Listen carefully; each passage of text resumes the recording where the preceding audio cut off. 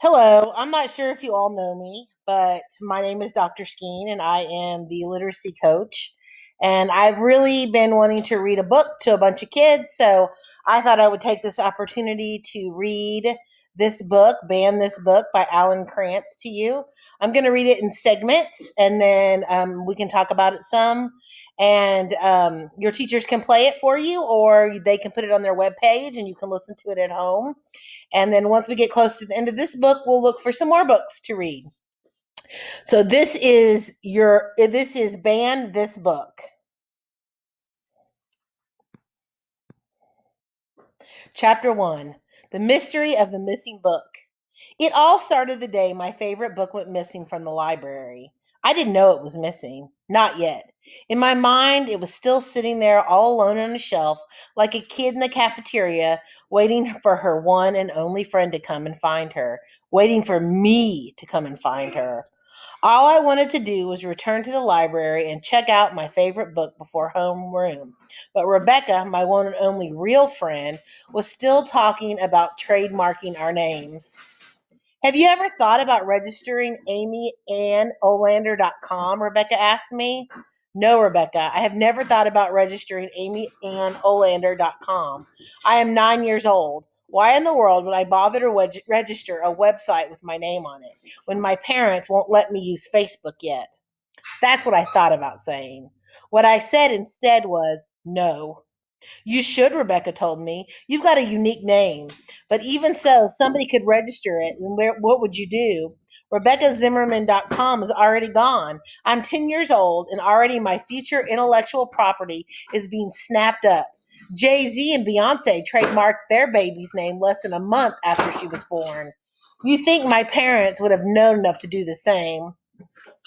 Rebecca's parents were both lawyers, and she wanted to be one too when she grew up. I couldn't imagine a more boring job. Instead, I said, "Yeah."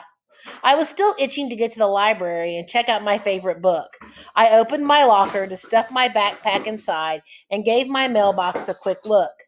Nobody knows how it got started, but everybody at Shelbourne Elementary has these cardboard boxes taped to the inside door of their lockers, just below the little vents they put on there in case you get stuffed in your locker by a bully. If you want to leave a note for someone, you just slip a piece of paper into the slot and it falls right into the little cardboard box. It's such a tradition that Mr. Churchfield, the custodian, just leaves the boxes in the lockers from year to year. As usual, my mailbox was empty, which I expected. My one and only friend doesn't believe in writing notes. Never leave a paper trail, Rebecca says. More advice from her lawyer parents.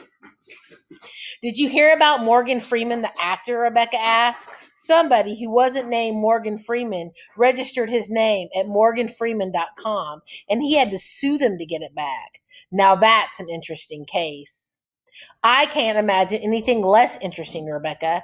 I don't care about trademarks or registering domain names. I have to go check out my favorite book before somebody else does.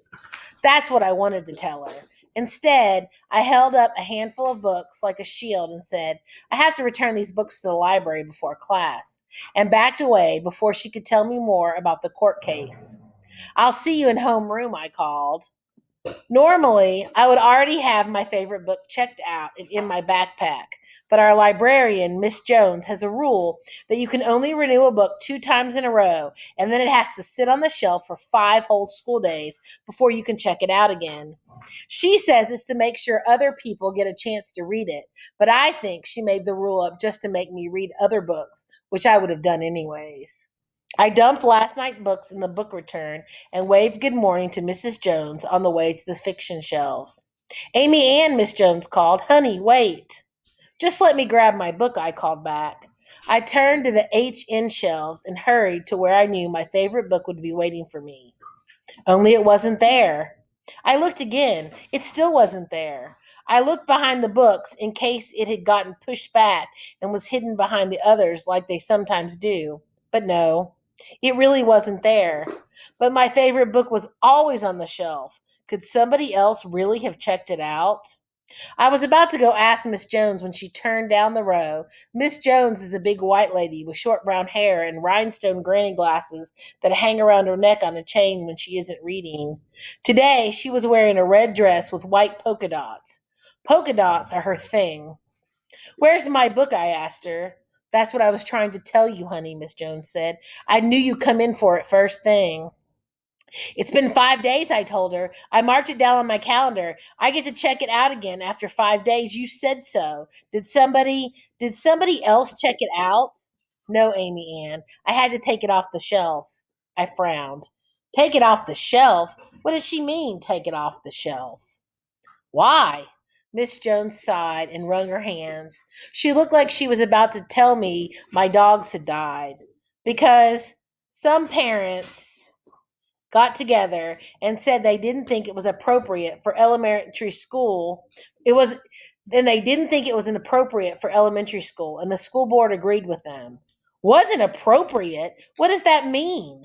It means I can't check it out to you, honey, or to anyone else, not until I talk to the school board and get this nonsense overturned.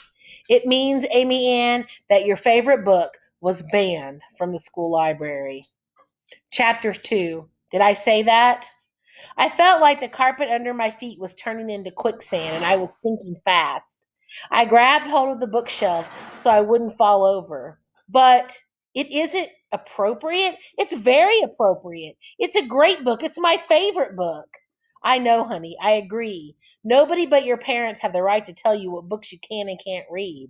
I promise you, I'm going to fight this. But in the meantime, I have to abide by what the school board decides or I could lose my job. All I could do was nod. I felt like crying, which was stupid. It was like somebody had come into my bedroom and taken my stuff without asking, which was even more stupid because it was a library book. Library books belong to everyone. You can help get it back, Amy Ann, Miss Jones said. I wiped a tear from my cheek. How? There's going to be a school board meeting Thursday night, and I'm going to be there and tell them how wrong they are. Even be better if they heard it from you. My eyes went wide. Me? Just to hear why you like the book so much would mean a lot. I swallowed hard. Are you crazy, Miss Jones? Me? Get up in front of a bunch of adults and tell them why that book is my favorite book? Do you have polka dots on the brain? I can't do that. That's what I wanted to say. Instead, what I said was okay. Chapter 3. My favorite book and why. The late bus dropped me off in my neighborhood, and I stood by the curb looking down the street at my yellow house. Inside that house, right now, there were Thing 1 and Thing 2, my two annoying little sisters. I closed my eyes and shuddered at the thought of having to spend one more minute with them. You haven't met them yet, but trust me, if there was a prize for worst siblings of the century, Alexis and Angelina would rank right above Fudge Hatcher, Stink Moody, and Edmund Purvis. And Edmund Purvis basically sold his brothers and sisters out to the White Witch for a plate of desserts. Right then and there, I thought about running away from home, just like the main character in my favorite book. Did I tell you what my favorite book is? The one that got banned from the Shelbourne Elementary Library, the one I said I would go to the school board meeting and talk about out loud in front of other people. It's from the Mixed Up Files of Miss Basil E. Frankwiller by E. L. Kunzenberg. I like a lot of other books too, especially Island of the Blue Dolphins, Hatchet, My Side of the Mountain, Hattie Big Sky, The Sign of the Beaver, and Julie of the Wolves. Basically, any story where the main character gets to live alone. Indian Captain is pretty great too, even though Mary Jameson has to live in an Indian village. But I would rather with Indian kidnappers than live with my two stupid younger sisters. I turned away from my house and looked down the road that led out of my subdivision toward the 4 lane.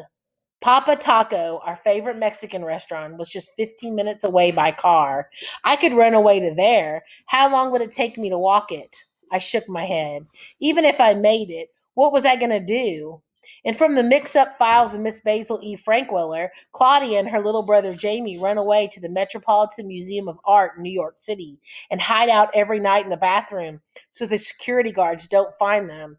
I could hide out in Papa Taco's bathroom until they locked up for the night, but then I'd just be stuck in a Mexican restaurant all night. Now, if I could somehow get to the library, my dreams of running away died as my mother's car turned into the subdivision and came my way. I waited until she stopped alongside me and rolled down her window. Hey, stranger, thinking about running away? Of course, I was thinking about running away. Every day I stand here and think about how I could fill my backpack with a change of clothes and all the money I have, which isn't much because you don't give me enough allowance, and ride the late bus until it dropped me off somewhere closer to the mall where I could sleep every night on the beds in the department store. That's what I wanted to say. But of course, I didn't. Instead, I said, no. Mom was lighter skinned than me, with frizzy hair and big dimples in her cheeks when she smiled, like she was now. Hop in, she said. How was school? She asked as we cruised the 30 seconds to our driveway. I wanted to say, it was awful. My favorite book got banned, and Miss Jones asked me to come to the school board meeting and talk about it, and I said yes, and I don't know how I'll ever do it. But instead, I just said, fine. Don't put your braids in your mouth, Mom told me for the millionth time.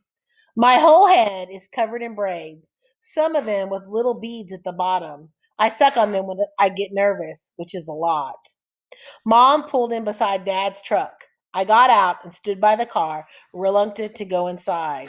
Oh, come on, Mom said. It's not that bad.